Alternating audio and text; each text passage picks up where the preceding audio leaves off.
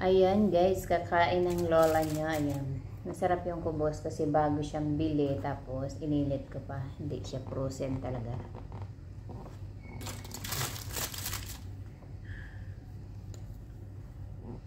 Sarap.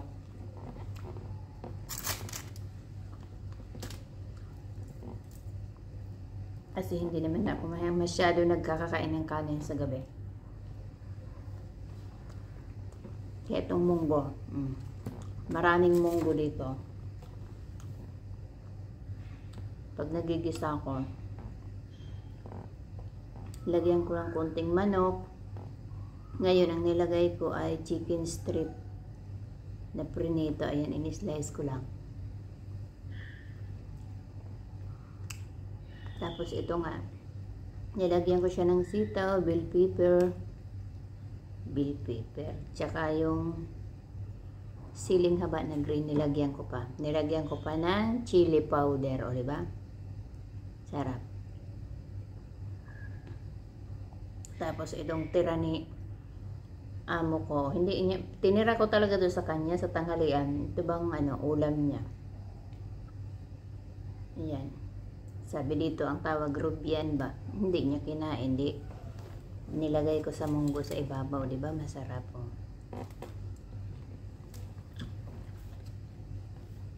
Mabilis lang lutuin. Pakulo ka lang ng pakulo, konting kulo ng luto na ang aking munggo.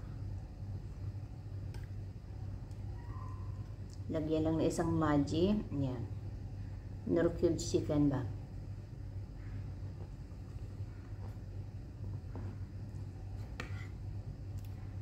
Tapos sitaw, ayan, masarap pag may mga gulay, pinaghalo-halo ko ng gulay. Minsan kalabasa ilagay ko. Dito kasi mura ang gulay. Masarap sana nito kung lagyan ng dahon ng ampalaya o kaya malunggay.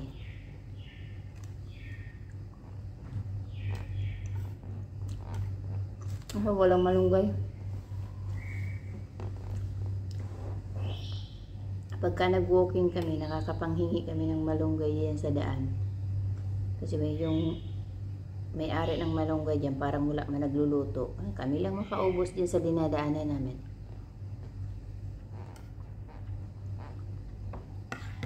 Isang cup, ayan, napakalaking cup nito. Diba, busog.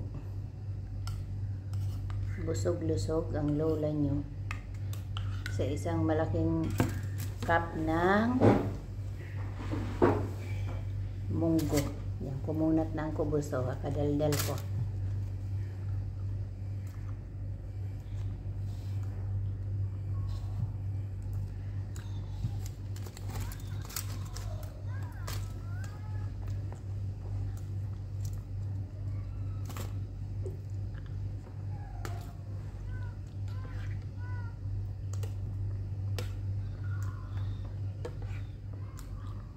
Pangit kasi kumain ng gabi sa yung kakain ka ng gabi ng kanin. Masyadong mabigat sa tiyan.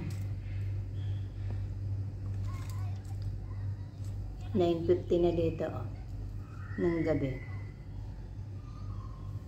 Wala pa yung aking kasamang dalawa, kaya pwede pa ako mag-ingay-ingay dito.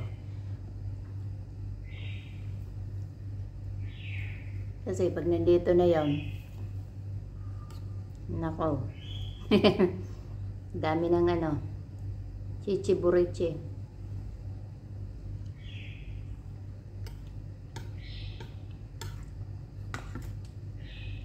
Yan. Yung isa, wala kasi dito yung matanda.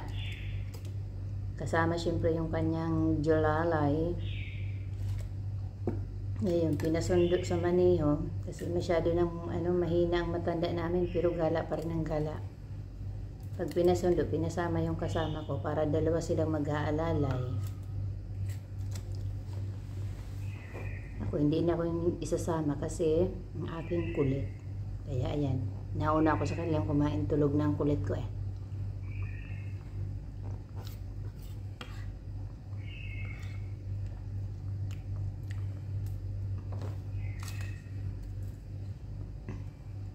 Sa ating sarap na to sa Pinas, oh. Iulam sa gabi, sa kanin.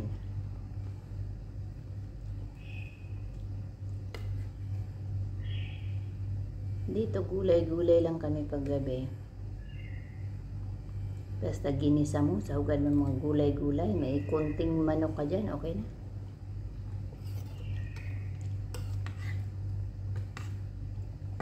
Kasi dito sa amo ko maraming stock na manok gulay. 'Di ba mga nandito sa Middle East, maraming manok sila diyan na stock sa freezer. Kaya lang minsan nakakaumay din kasi yun man lang yung free na ulam. Manok, ikaw na lang mag-ano kung ano iba-ibang lutuin mo.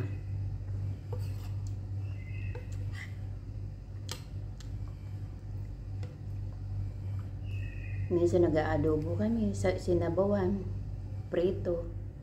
Ay, pag naumay na, babanatan naman namin tong munggo.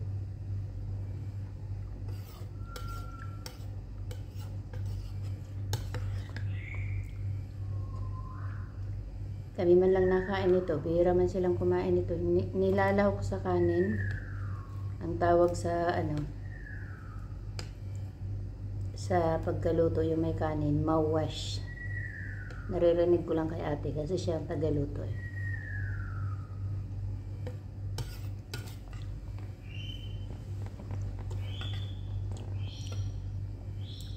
Sarap siya, di ba?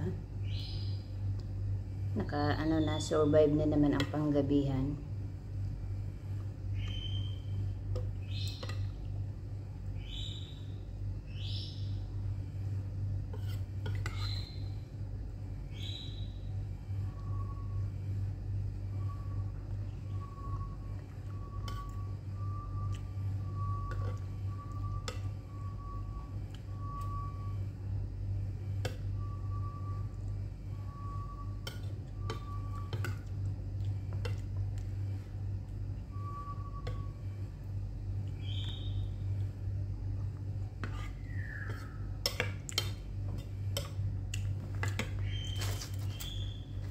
Tapos sa umaga yan ito. Ganito pagka umaga, masarap na to sa kape. Lagyan mo lang ng white cheese. Initin mo. Yan man lagi ang almusal ko.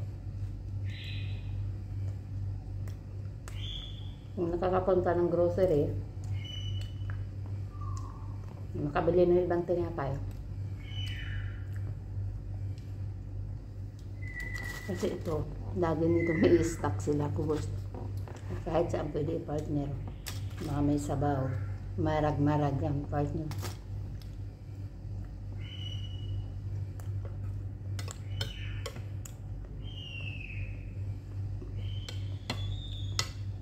Kainin ng ibo namin.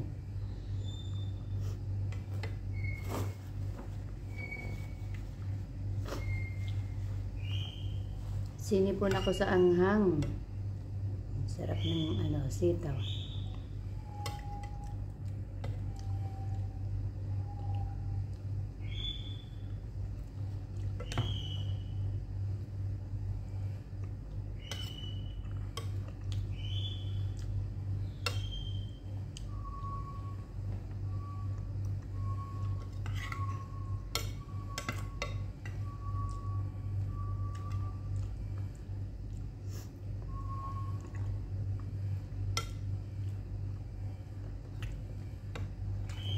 Anghang.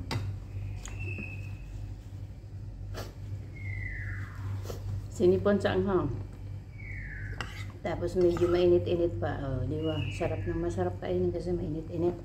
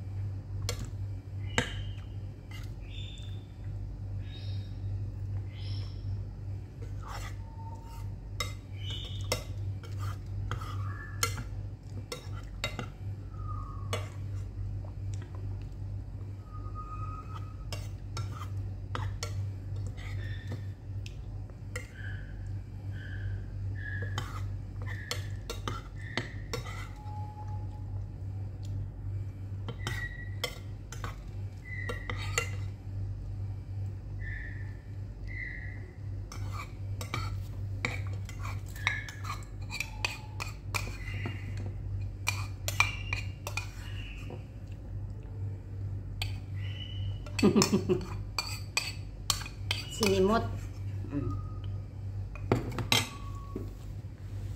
Kain kayo dyan. Mga nakatas sa popo. Dito ako sa Whitey ngayon.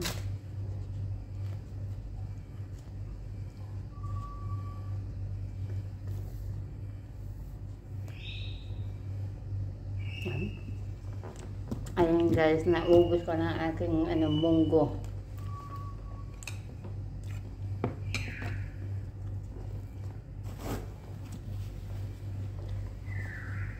Excuse me. Busog na naman. Yan. Imbis na hindi na ako bababa. Nahihingayan ako sa ibon. Wala sigurong pagkain.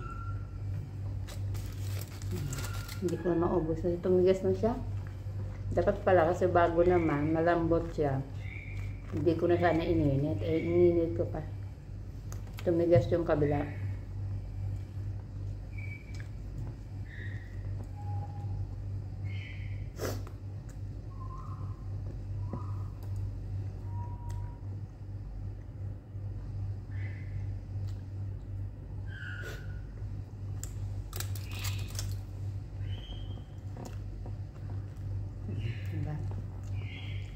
Itong side nito, malambot. Ito ang nanigas. Na-order siguro sa init. Ito na lang. Banatang.